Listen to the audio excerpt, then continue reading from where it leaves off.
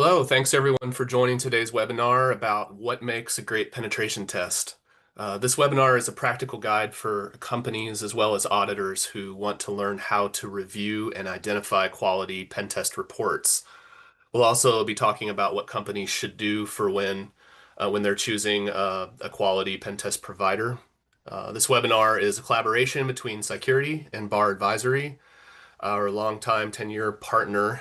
We've been serving each other's customers for compliance and penetration testing needs for upwards of a decade. This has been really a great partnership, and I want to thank everyone at BARR who has collaborated with us to put together this webinar. We're also pleased to announce that we have put together a white paper that is being released today. This white paper covers all the topics that we will be discussing on this webinar.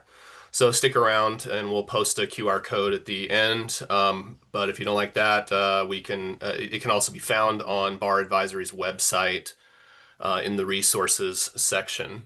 And we will be saving some time at the end for Q&A. So feel free to enter your questions at any point during the webinar, and we'll try to take some time to cover those towards the end.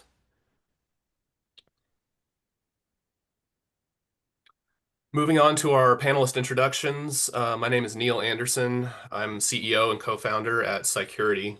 We've been providing penetration testing services since 2003, and it was co-founded with my fellow partner, Garrett Padgham, who's also on this call. I personally have been in security and technology for over 25 years.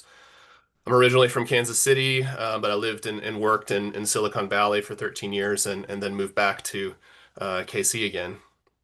Next, we have Larry Kincaid. Larry, could you tell us a little about yourself and your role at BARR? Yeah, of course. Larry Kincaid. I'm a manager here at BARR as a part of our consulting practice. I'm based out of Grand Rapids, Michigan. I've been with the firm a little over 5 years, so we've been working together hand in hand for at least 5 years of the decade that you mentioned before.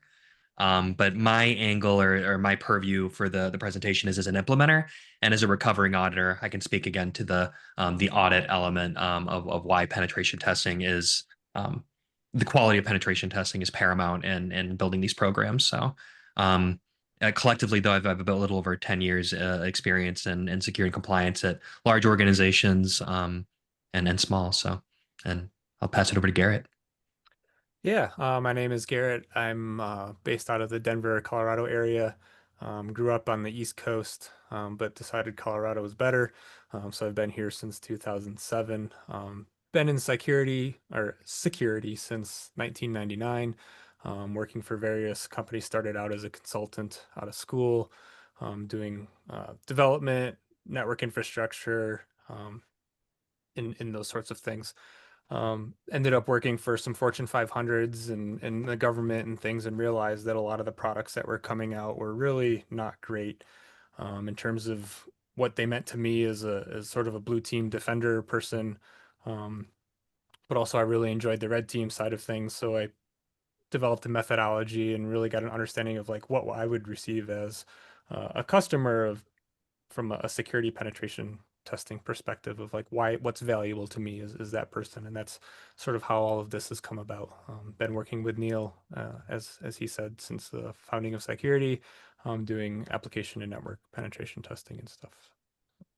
Awesome. Yeah, and I'd just like to add, yeah, Garrett's the CTO, and really everything that we put together here is largely driven by what I've learned from Garrett, and a lot of it has been me learning how to represent this to the world. So I really appreciate a lot of Garrett's contribution to the ethos and methodologies and that we'll be discussing here.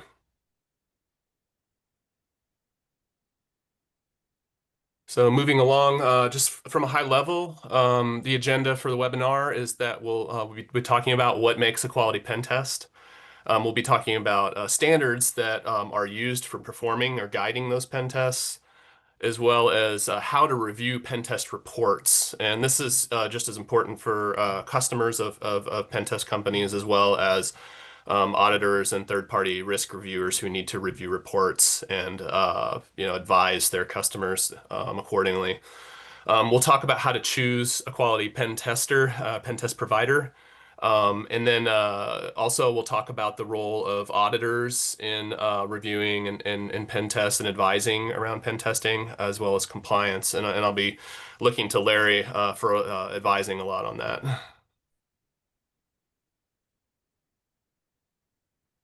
So just starting out from a high level, this webinar really is about application pen testing. It's very focused on that. However, a lot of the things we'll discuss here do apply to network in terms of like report review, as well as choosing a skilled pen test provider. But we really do have a specific focus on application pen testing.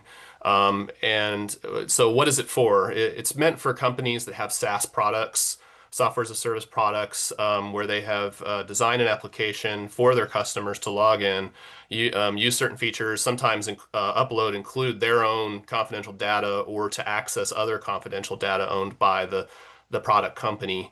And it can these application pen tests are also useful for other custom-made applications that are being used internally by a company or for sharing data or other things with partners and vendors and so forth. So ultimately, application pen test, sorry, application that we're looking at testing is going to be made of fresh new code. It's oftentimes under development. New code is being developed on a regular basis, and that code needs to be tested before users are using it and before it could potentially get exposed to a threat. Um, and ultimately, our view is that application pen tests should be designed to find as many vulnerabilities as possible in the time available. And this is because hackers have all the time in the world to try and get in, whereas a customer, a pen test customer, they have limited time and limited budget. So ultimately, you really want to do a good job of ensuring that the testing and results are thorough and that you're not being given a cut rate product. Yep, yep. Do you mind going back a little bit, Neil? As far as Certainly. purpose goes, Yep. I know, I mean, at least from the compliance perspective, a lot of people would say, oh, I'm doing it for a particular framework, whether it's SOC 2, ISO, high trust. Another reason could be because our customers are expecting it.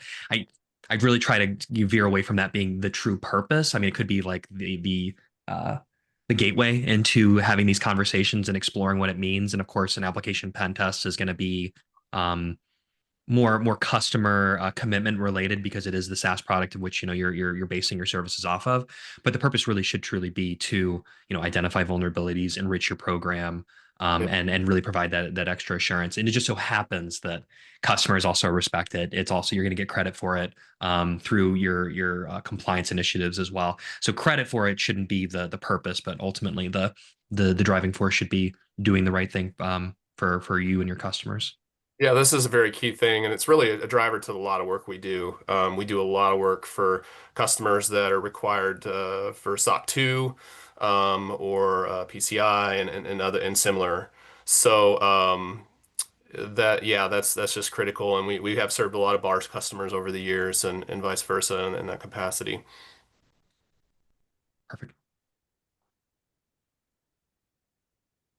So getting a little into what are the risks of relying on a low quality pen test. There's immediate risk of vulnerabilities not being discovered. And over these can really compound over time, creating like a long-term technical slash security debt, if you will. Yep. Ultimately, you're more likely to get hacked from undiscovered vulnerabilities, obviously, resulting in unauthorized access, data theft, and fraud.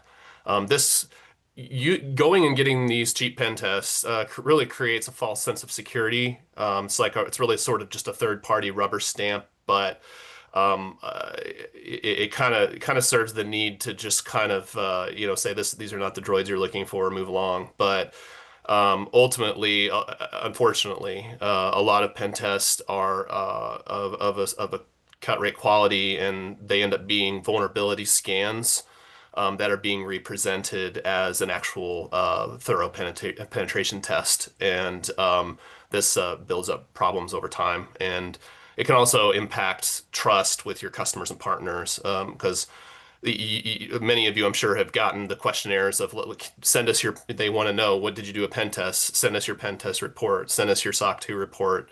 And when they look at those, if they review that report, and they see that it's not very thorough, the scope is not good, it's boilerplate language and just sort of scan data without any validation or exploitation, manual testing involved, it impacts you directly when that happens. And Larry, I'd like to hear a little about what you think about that.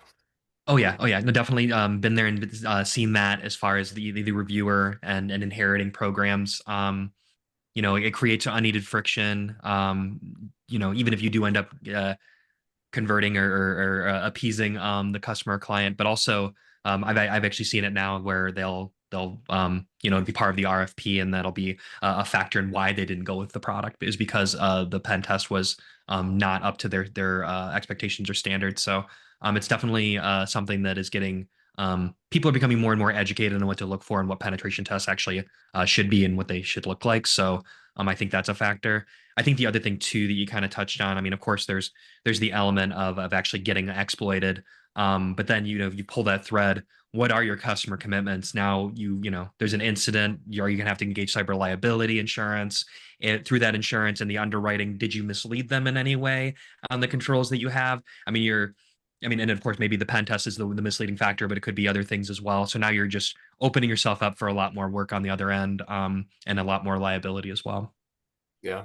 And I'm going to jump in here too. I think there's some hidden costs in the lower cost pen tests are cheaper from that side of it too. When those reports aren't well documented, your team has to spend a lot more time focusing on what do these results really mean? What are they? How are they relevant to our actual product? And you end up spending just way more effort trying to interpret the results of that assessment against your application. So it may not be as cheap as you think it is on the back side of things when you're trying to apply the findings to your actual product. So. Yeah, and we'll thanks, Garrett. We'll get into that a little later as well, where we'll talk about what that looks like when how it creates new costs because they're not doing the work they should be, and then that work is offloaded onto you. And now you're sitting here saying, well, this isn't even a real vulnerability. This should have been removed, and that's a whole part of the validation process that should be performed during testing, and we'll get into that a little bit.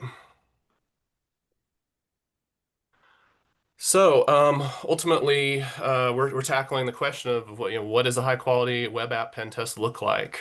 And we'll also talk about what it's not. A pen test is not a vulnerability scan. A lot of pen test providers will perform a vulnerability scan and then repackage it as a pen test, but they haven't done the real manual work, the validation of the issue as being a real problem as opposed to just sort of a false positive, as you would say. Also, they may not, the exploitation step is next, and then are they providing detailed recommendations? So are they trying to actually get in? Or are they just giving you a list of things they found and then just printing out a bulk report with hundreds of pages? But a good pen test report will have those detailed recommendations and so forth. And they'll hopefully, though, should also provide a retest window. So when we're talking about what a high quality pen test is, we always start by recommending that it is based on a standard. And which brings us to the OWASP Application Security Verification Standard, or ASVS. The ASVS is a detailed technical specification for not only, well, I should start by saying its first purpose is for designing secure applications. And then that same standard can be used for testing it as well. So it's a comprehensive control-like standard. So it does appeal to the compliance minded among us, even though it is not a compliance control standard, so to speak. It's really a detailed testing spec.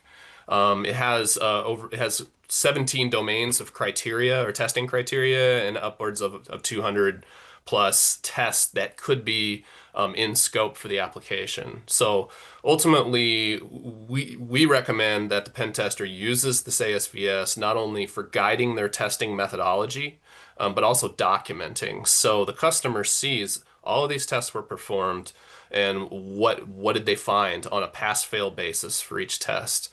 Because otherwise, you're just getting a report that says, "Here's some stuff we found," and it's like, "Well, what else did you do?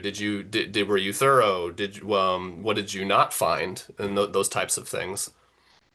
Um, and I like the idea of I mean, you kind of look at the same thing with your SOC 2s, your ISOs, your high trusts.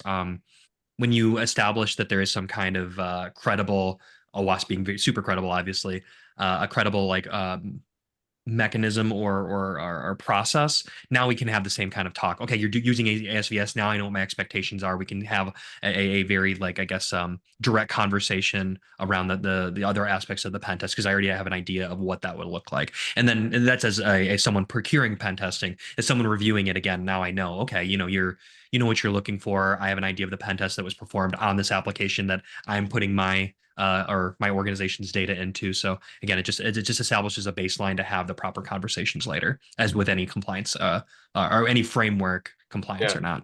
Yeah, it's repeatable over time, so you can see how you're changing and growing and so forth. And so, as Garrett likes to always say, the ASVS is like you're holding a mirror up against your application, and you're getting like a detailed profile of everything about about your application from a security perspective. And not all of these, sometimes it'll fail a test, but that doesn't mean it's a vulnerability. It just means that it hasn't matched up to the standard.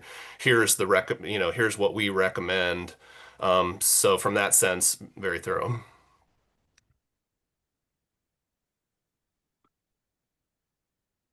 So let's get into some details of what makes a high quality pen test report, and then what are the red flags or signs of low quality.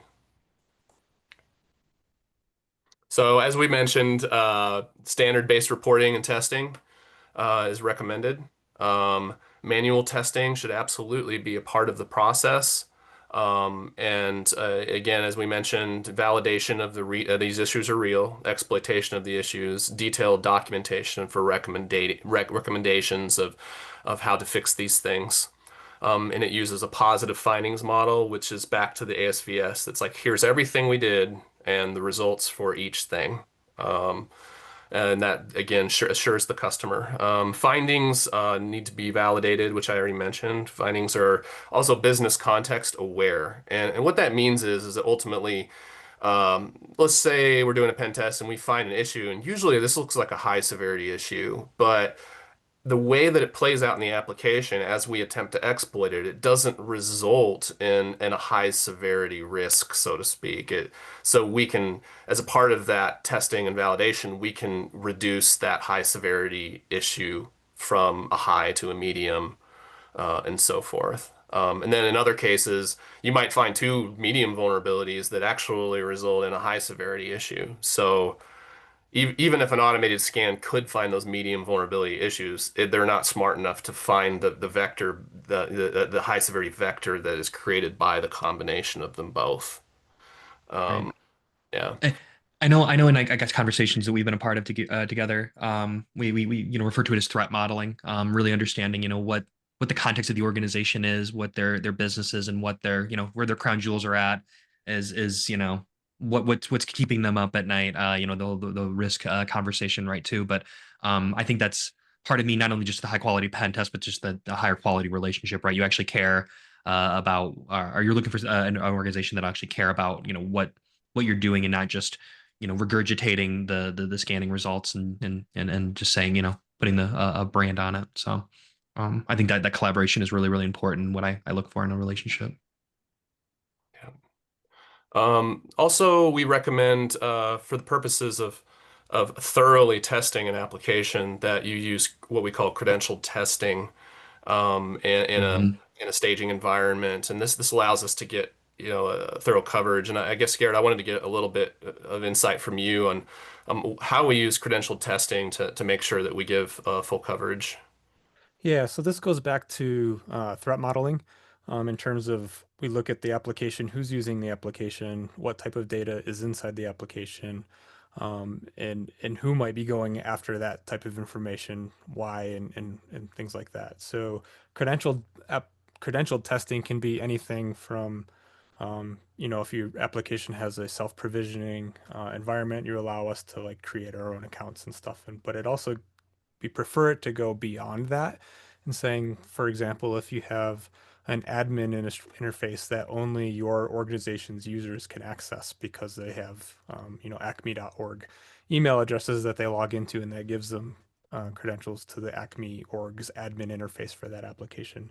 We actually ask for those types of things, and what that does is it allows us to map your application from the highest privilege user. So we can say, hey, maybe there's an admin function that lets us delete a table in a database or something like that. So we know what that endpoint looks like from a functionality perspective, but then we can then go and log into the application as a lower privileged user or anonymous, depending on how things work, and actually try and access that admin level functionality to make sure that your authorization controls are in place, so that they're appropriately protected. And because we know about it, we can drill right into it and determine that things are there. Otherwise, we're left guessing what that endpoint may be. And like we mentioned earlier, the attackers have all the time in the world to try and hammer on things and find things, but we only have so long. So the more information we get up front that we can go after and make sure that we know where things are, and excuse me, from that perspective, we can then test them positively to make sure that they're well protected, and your security controls are enforced on the server, things like that. And other side of it is if we have multiple customer accounts for things, we can get object references and we can go after one customer's account from another one without trying to guess what any object reference IDs may be and stuff like that to get a little technical on that stuff. But it essentially gives us way more information, so that we can map the application as much as possible. And going back to that threat model, it may be that we trust everyone on the admin side of things. So we don't like go and fuzz everything like crazy unless you want us to, because it increases the scope obviously there Mhm. from that perspective. So um, Yeah. yeah, I can go on for days, but that's a a general Yeah. reason why we ask for credentials to test. It's again, it's more a collaborative test than an adversarial test. Mhm. Well, and Garrett, isn't it safe to assume that like if I'm targeting a an application for whatever reason, I mean, of course, there's going to be an uncredentialed element of me just seeing what I can get away with, Yep. as anonymously, but then of course I'm going to start phishing users, right? Like, I'm going to try to get in as a credentialed user. I mean, that's going to be the first step. So a credentialed, not assumed, I guess assumed breach, I guess, of the application would be the credential aspect. Yeah, and from that side of it too, we all know how common password reuse is these days, and Yes. database leaks and stuff like that. So we can, save a little time and stop up and say, assume one of your customers you reuse their password on your application, and you Exactly. can get in as them, So Yeah. Yeah. And like back to the threat, I think it's just important to emphasize that um, you always don't assume that attackers won't gain some kind of account access. It's like, oh, well, we have a private service and there's not a public login or, that you can find and, all that kind of stuff. It's like, no.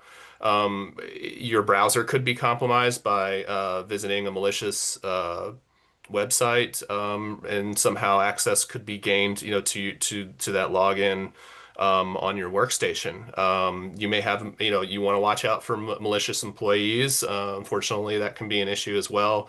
If they have a user account, you want to make sure that they can't mess with other users' data or they can't mess with admin functionality, that their account is actually contained to the access they've been given. And that goes back to making sure that green code has been tested thoroughly. And there's all kinds of scenarios where threats can get that login, and once they do, it's really like, are you Swiss cheese, or do you have all these adequate boundaries or not? An analogy that I commonly like to use is that like the moat and the castle, right? Like, okay, your credentials and your authentication is the moat and the walls to get into the fortress, but once you're inside, all the doors are unlocked, right? Hmm. Let's just assume that okay, they got past the wall. You want the onion, as we traditionally love to refer to it as in security. You want multiple detective and preventative measures within that, to ensure that that's there. And I remember a speaker that I heard fairly recently talks about how smarter mousetraps create smarter mice, right? So you create bigger and bigger walls, they're eventually going to get past that, whether it's through phishing or other exploits. But you have to make sure that that onion there has the Mhm.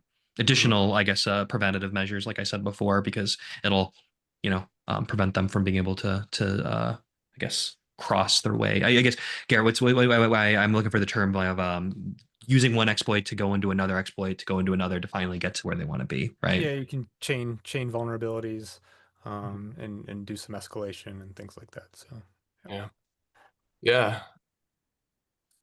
So yeah, I guess, moving along, feel free to comment more on that, but I'll just kind of move along through this list and we'll get to the next one. But signs of a high quality pen test, you'll also see detailed recommendations. So what this looks like is a pen tester is going to provide suggested fixes, detailed descriptions of the problem, steps on how to reproduce or exploit that problem if they're able to actually hack it, and then yeah, suggestions on how to remediate, which includes parameters, settings, or even code changes if you have provided code access to them, that helps the pen tester to provide to do more validation and to provide even better recommendations, including even code changes.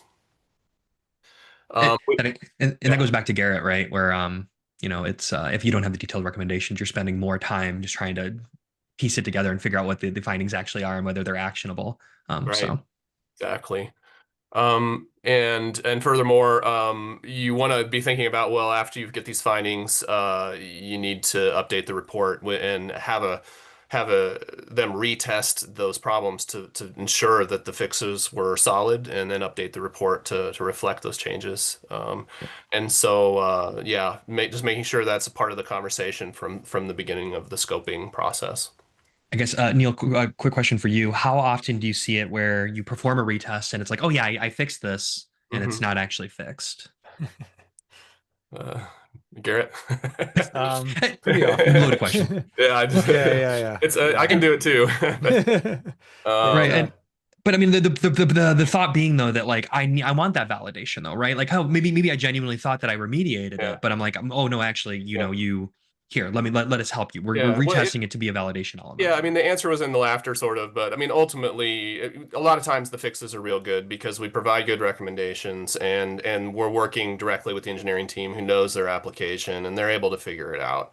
Right. And Um, and so, but if they need if they have questions or whatever, we're there to provide some of that extra service to augment their team, to work as an extension of their team to support their remediation and so forth. And we'll get into that a little bit down the road, down the slides here. right. You're not just throwing it over the fence. And but then at least even from a compliance standpoint though too, like yeah, this report has true value in providing assurance to customers that we have a penetration testing mechanism, but a retest shows that we also have a remediation mechanism that's working as intended as well. So Right. that's this retest is I'd say even more important than the original pen test, at least from like a compliance perspective. Interesting. Cool. So yeah, let's go ahead and move along to signs of a low quality pen test. In some respects, these issues are kind of a mirror of the high quality pen test criteria, of what makes it good. It's the opposite is bad, right? But I'll kind of cover this from the low quality angle, because when you get a pen test report, for whatever reason, if your responsibility is to review a report, whether you're a customer or an auditor or a third party risk analyst, you want to look at these things. You may notice that there's a limited scope. Is the application actually being fully covered?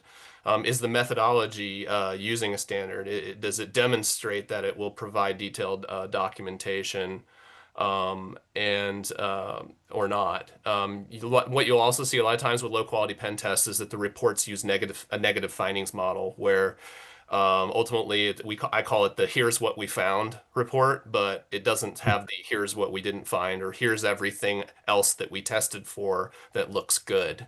And so that positive findings model, that we want that, not only to feel assured that the test is thorough, but also to feel good about ourselves. We don't want a pen test just to be some sort of negative thing like you're dealing with the IRS or whatever. We want this to be a positive exercise that gives you a good feeling at the end of the day that you understand your application better as a result.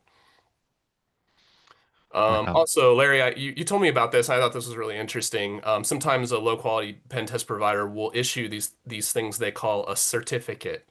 And like, what do these certificates have on them or don't have on them, and how are they being presented, and what is the problem with these things? Right. I mean, it's not the normalized like artifact that you'd expect. I don't know where they really came from. Maybe they're trying to align with ISO, but ISO is a pass fail. Maybe not necessarily pass fail, but they're you're certified, right? A penetration test isn't certified. You're not certified after a pen test. You don't fail a pen test, right? So a certificate I feel like is misleading there, but then there's also just not a lot of metadata or information around the nature of the test. I mean, it may say that it's a web application like we talked about before, but like what I really want to know is the scope. Did you use any standards? Yeah, How many findings were there? The positive findings model as well, right? Like I want to know what things were looked at and if it's truly part of the scope. Maybe you're giving me a pen test for a part of your service that, or maybe a part of your platform, or maybe a different application altogether that I'm not even using. So part of my review of a pen test is like, is this a service that I'm leveraging? Is this meeting the spirit of what is protecting my information? And a certificate really doesn't accomplish that, and it's very much just you know um, it just it's I kind of go back to the whole normalized aspect of it, right? The normalization or the thing that I would expect is at least an executive summary with the number of findings, and then I can verify. Okay, you had so many critical, so many highs, so many mediums, so many lows. What's your SLAs against these? And when did you do your retest? And then of course, then the retest shows the validation element of like, okay, we our control is operating as intended. right. So it kind of reminds me of like, maybe getting a a gold star for an attendance record in first grade, but it's like, well, did Yeah, you pass the class? How were your grades? So yeah, the way I'm hearing it, it's not really telling you anything. It's just sort of being presented as this sort of feel good moment without really any sort of substance to it. exactly. And also, so the big one that I've already mentioned, automated scan reports are a big problem with low quality pen tests. And the problem, this is kind of a misnomer to even call them a pen test. A lot of times, it's not even a low quality pen test. It's a misrepresented pen test, and this is really a big problem, and it has been for decades. This is not new, and it keeps happening. And it's just kind of pushed me and us to the point where we want to put together some kind of structure, and that's what this webinar is for. So help people help us out here. So identifying automated scan reports. Um, so when you get a report, this is what you're going to see. You'll see unvalidated findings, which means a lot of false positives. So in other words, a whole bunch of things that it says are problems, but they're usually not problems. In some cases, they might indicate an issue exists, but the severities are exaggerated. So, these issues might be a low or a medium, but they're being marked as criticals and highs. And when you get this report, you're just going to be like, "There's 20 criticals. Like, what is this?" And then you have to sit down and spend all the time figuring this out and deciding whether you're going to push back on them and say, this you need to do the work here. You need to validate this. And it's not my responsibility to scroll through hundreds of pages of bulk scanner outputs. And the so that kind of gets into that, yeah, report findings are excessive. And then you'll also notice the boilerplate language. You'll just see that it has no awareness of your application, of your company, of your business context or anything. It's just sort of generic, sort of repeating verbiage. Yeah. And I guess as the customer, right, there's this the lack of collaboration altogether, and understanding not only just the vulnerabilities, but like a lack of understanding of like what you're doing as a business. Yep. So now that we've described the problem fairly well, we also want to give some recommendations on how to choose a quality pen test provider. Um, Always the top of our list is standard-based testing methodology. I won't get into that anymore. And again, you're going to see some repeat of the same criteria from a different angle. So we've mentioned it before, manual testing, validation, exploitation, and documentation needs to be all, involved with skilled human testers, because we haven't been replaced just yet. Um, Also, yeah, thorough scope of work, just making sure that the whole surface is being tested, like that nothing is left out, and comprehensive documentation, skilled testers. You look, do they have certifications? What's their background, their experience, degrees, and so forth. We always, next level customer service is something that we strive for, and it's something to look for. You want a pen testing team that's going to augment your team or support your team, provide advice, and guide them through the process as needed. And typically, a pen tester should be able to collect and all the things, artifacts, and access that they need, and do the work, and then get back with you with the results. But once they have them, you may have questions. You may need to, if it's a critical, you need the answer today or tomorrow. You don't need it a week or two from now. And then something we touched on a little bit is you want it to be cooperative. And this is kind of what I'm getting into here is that they're going to ask you for documentation to make sure that they're covering the application, like such as API design specifications, make sure all the endpoints are tested.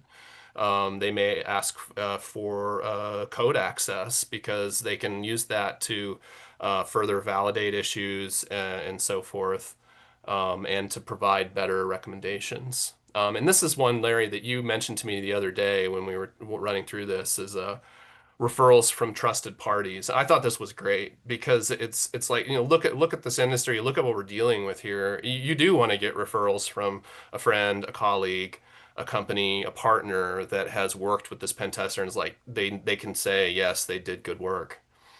Oh yeah, 100%. I mean, and, it definitely applies to just not only just pen testing, of course, but Yeah. auditors and consultants and what have you, right? I mean, your network is everything, not just even in security. But I think it's especially important within pen testing because one thing I do look for when I'm like looking for a pen tester is getting like a draft report, and then of course, ask about the standards, like covering essentially this list, right? But if instead of sifting through, I think the internet and just and what's out there, like the trusted parties. I've the best pen testers I've worked with are through I've found organically through networking. So, um, you know, I think it's just it kind of seems like a no brainer, but I stress the importance of it with respect to getting being taken care of and yeah.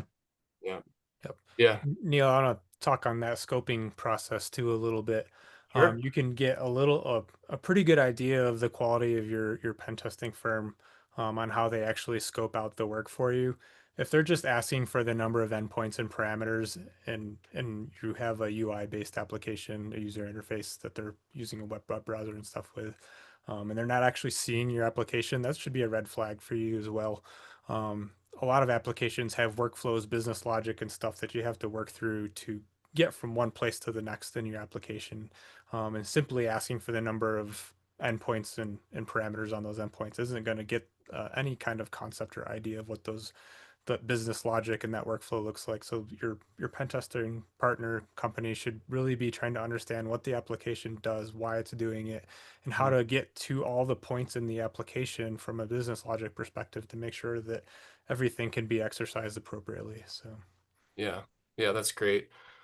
Yeah, doing that's the best way for us to determine what the effort is to do the work. But and if you don't, if a pen test provider doesn't do this, chances are they're either not gonna do a good job, but or if they do a good job, they may overcharge for it because they don't really know how much effort it's going to take. So they kind of need to just pad their margins to say, well, this one might actually take more effort than this one, but we don't really know. Let's just mark it up 10 grand or whatever.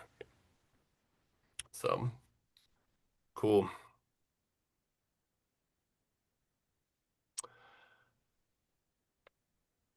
So yeah, just I think that covers really the topic of quality pen test reports, reviewing them, as well as finding a good provider. And I just wanted to to chat with Larry a little bit about, what role do auditors play in, as well as third-party risk analysts play in reviewing pen tests, and what does that world look like? Yeah, definitely. So, I mean, I think from the auditor perspective, it does put, I think, an auditor in a really like hard position because like that I liken it to maybe like if we're going to compare, let's say like vulnerability scanners, right? Like we don't really have the ability to like say this product is better than another. We're supposed to remain agnostic, right? So no preferential treatment, very much come in and look at the control as the control. And the way that like a lot of the standards that I referenced before work is that there's the condition and the criteria. Did you have a pen test? We can review the pen testing report. And I mean, like, as long as it's saying all the right things for the most part, we have to take it as a pen test. And then, as long as the findings are identified and remediated, it's really hard, I think, unless it's truly, truly like egregious for for an auditor really to say, no, this pen test was garbage, where we won't accept it as a pen test. We can't. It's they're not really in the position to do that. Their position is very much like we've ensured that the control is operating as designed.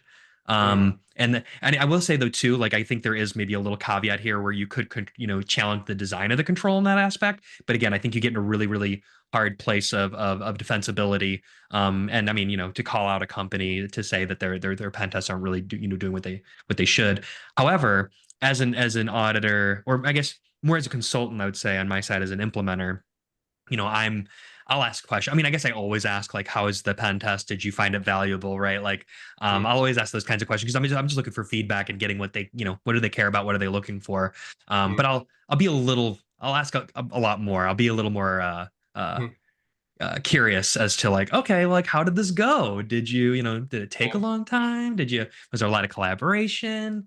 What was the yeah, retesting like? Right. And maybe I'll kind of get them to admit that like they weren't happy with it and the experience was negative or that they expected more. Like those are very common things that I see when I do expect a lack of quality. And then we can then I feel like I'm introduced into the conversation. It may not come up on the report, but at least I'm like educating and enriching about like, okay, what are the things that you should look for next time, and whether or not there's other ways to do it. I think obviously through an auditor or through like a consultant, somebody that's sitting on your side of the table, the collaborative aspect is what you're looking for there. The third party risk analyst side though is a lot less fun, and I kind of mentioned it before, but whether you just receive friction to say, you know what, I don't this pen test doesn't mean anything to this review, or the opposite, or even further than that, that this thing ruins or degrades your credibility with respect to like what your security program is like.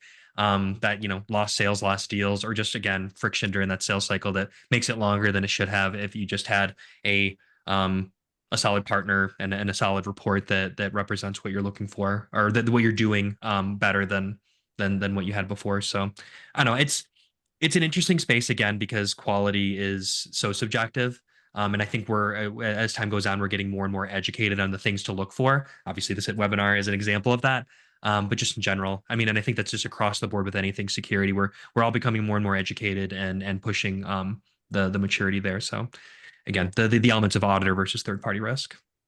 right. Yeah. Um, yeah, that's great. Hmm. Hmm.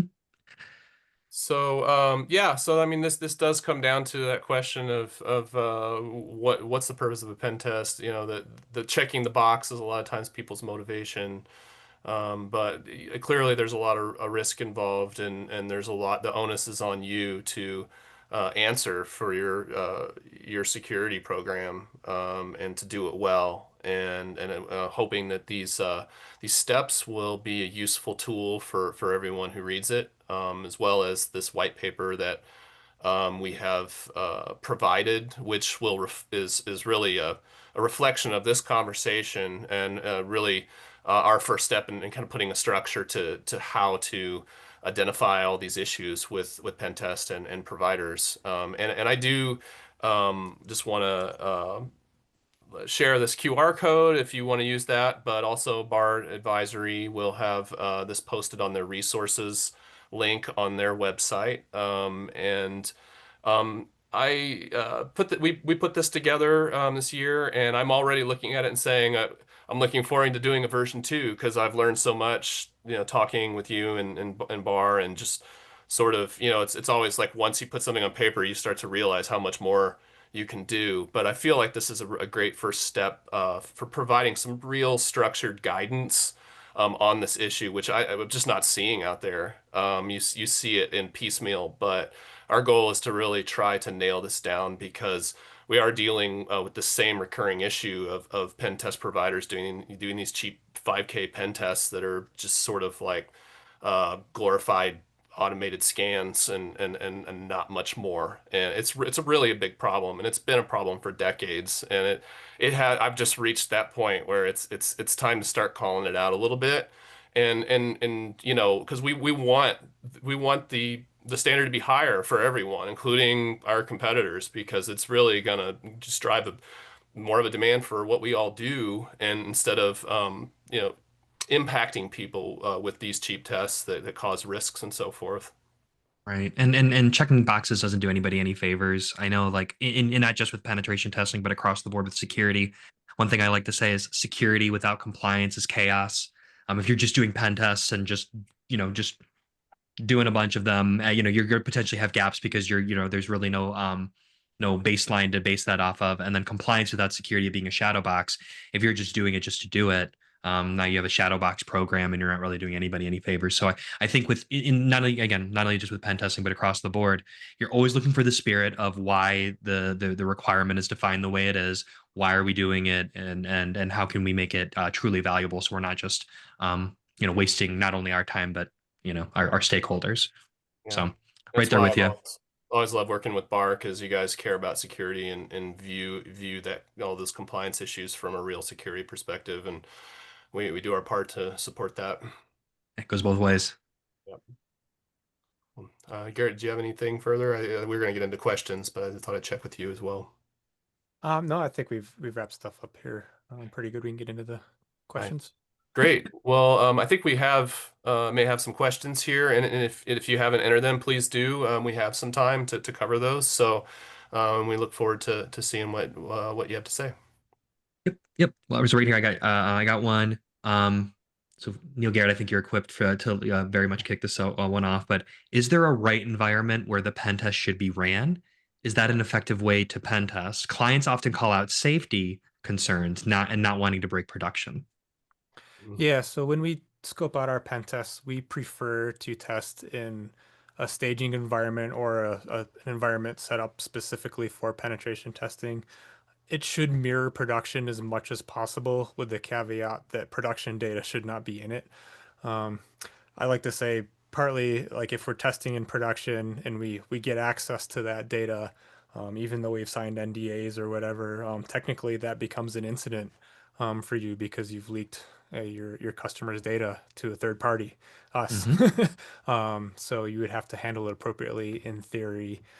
We do have customers that actually want us to test their production environment, and partly because it's the way it's architected and designed, it's so isolated that our data that we would stick in there for when we fuzz and test things are kind of isolated to our own environment anyway, so the risk is low from that side of it. But we can't guarantee that we aren't going to find something severe enough in production that causes issues. And furthermore, to save time, we push a lot of resources against hitting the interfaces, the endpoints, which can potentially create denial of service conditions depending on how your application is responding and processing requests. And of course, we don't want to make your production environment unavailable to your customers. Um, so that's another reason why we would like to we test a majority of the time we end up in customers staging environments and they put a hold on it, and don't push new code to it while we're doing our test, which can take a week or two from that Right. side of And it. And Garrett, to your point, I mean, I recall these during scoping conversations with security throughout the years too, but I think it maybe another element of a lower quality would be not having those conversations, just saying, "Oh, just give us dev," and Yeah, then there's no parity there between production, and you're getting vulnerabilities on an environment that really doesn't move the needle for you. So, yeah, yeah, I mean, obviously there needs to be some kind of it needs to be prod adjacent without the risk of yeah. the sensitive information. Yeah, and a caveat to that can be like, hey, we're working on this new feature. It's not ready for staging or production yet, but we'd really like to have it tested. Can we put a feature flag on for you in our dev environment and test it and get in there? And that's fine too. We're testing the code. The other thing I like to do is say, let us actually test your code itself. So if you have things like web application firewalls and stuff in front, we ask to be bypassed against that because our intent is to actually test the code you are developing and writing, not the functionality of the other layers of security that you're putting in place. Um, we can test those. Usually that's later down the road when we're only finding low findings in your application anyways. It's like, yeah, we actually want to test, have you come after things and see how our security team responds when we are being attacked and if we can Yeah, detect and stop you and things like that. So, yeah. Yeah, you don't want to rely on a stopgap for security. correct. You want to find the real issues and then rely on it to catch the ones you didn't. And I think that's actually a perfect segue into our next question as well. Are nice. there any big differences between red teaming, penetration testing, and ethical hacking?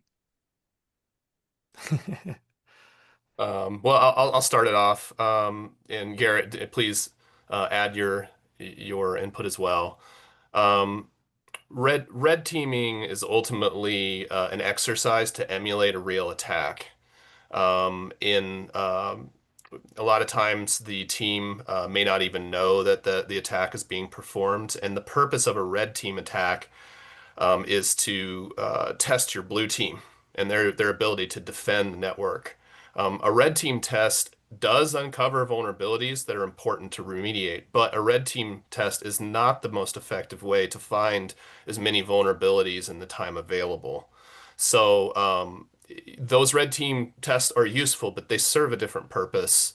And so they are useful. But if you want to find all the issues that our with the approach we're recommending, or that our this approach is recommended that we're detailing here. So we're not saying don't red team, but just make sure you understand the purpose behind them. Yeah. And Yeah, I think you can get into an argument of semantics of what each of those are.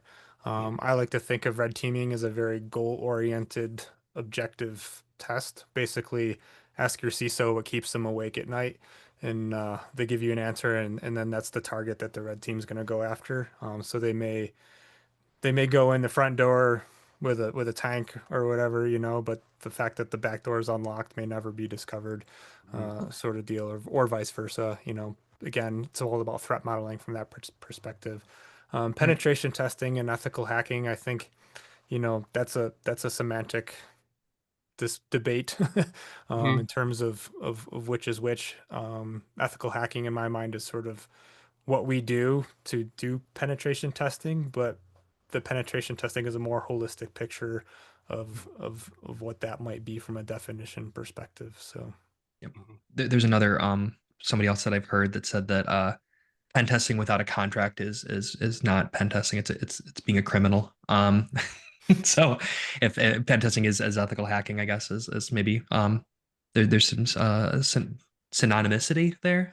Probably not a yeah. word. But my addition to the red teaming, I always imagine the blue team on the other side of it. So red teaming is really your response elements and not just the detective elements, but because the red team is ideally being prevented from getting where they need to be as well. But it's really about the blue team and how they respond to a live breach or how prepared they are. So whereas I think a pen test is more just focused on exploratory and not getting to any particular point.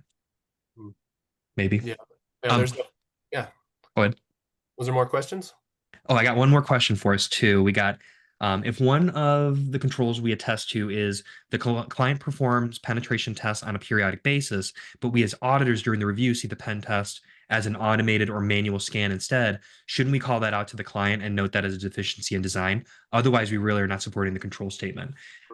I can start that one off. Yes, and that's essentially what I was saying before. I mean, it has to be pretty explicit, I would say, and like very definitive within the report that you are able to identify that it is. Because if there's any kind of, I think, wishy-washiness to it, and the pen tester could claim that, oh no, that's not what it is at all. It's definitely this.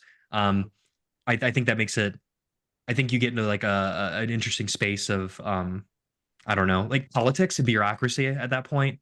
Um, so I mean, again, if it's super explicit within the report that it is a deficiency in design of the control, then I say you definitely pursue it, and that's where an auditor will provide value. But you may not see that. So that's the only challenge that I would have is, um, don't put yourself in a precarious position thinking one thing and then being proven another, I guess. I mean, you're right to challenge it though.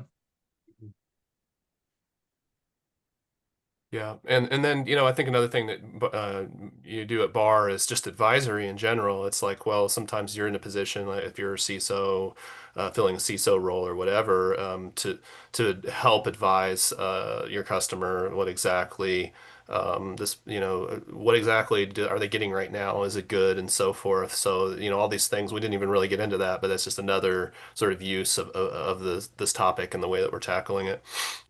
Right. Yep. Cool. Perfect. I think that's all the questions we have, at least within the Q&A, unless anybody else has anything else. Uh, Yeah, I yeah. think I think we're good. Yeah, if there's no more questions, thank you very much, everyone. We appreciate the opportunity to share with you. It's been a great turnout. And you can catch us on the rerun as well, and look for that white paper on the BARR website. Or if you have any feedback about this white paper or about this webinar, I'd like to hear from you because, as I mentioned, I'm really looking at this white paper as more of a living document that I want to improve over time, and your input is valuable and welcome. So. Thank you so much, everyone, for your interest in joining. Thank you, Larry and Barr, and thank you, Garrett, as well for this time. Appreciate it. Thanks, Neil. All right, Thank you. Have a have a good good one. one.